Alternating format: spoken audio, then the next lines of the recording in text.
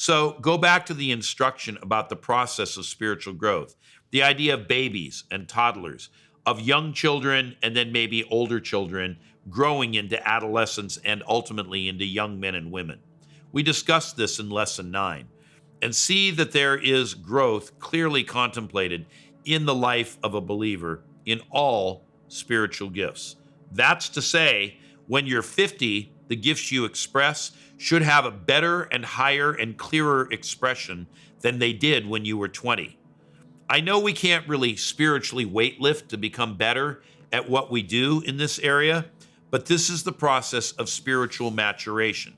And sometimes these gifts are being tempered by, let's say, wisdom or better judgment. Not in the critical sense of judgment, but rather, this might not be the best time to give that word. I think I'll sit on it for now. I remember when John Paul Jackson used to teach about this during his lifetime. And he would say, sometimes God will give you a word and you just need to pray on that word and sit on that word and hold it until it is time to release it. And then he would say, I've had words that I've held for people for as long as 5 years before I released the word. Well, after 5 years of seasoning, we might say fermenting like a good wine, after all of that time, you would expect that when the word is released, it would have real dynamism. It would have real power. It would hit with great authority. And so our gifting and the way we express our gifting should mature over a lifetime as we continue walking with Jesus.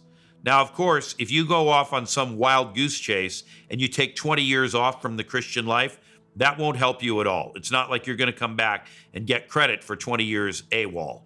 You're going to need to pick up where you left off and carry on. So with that, be consistent in your Christian life.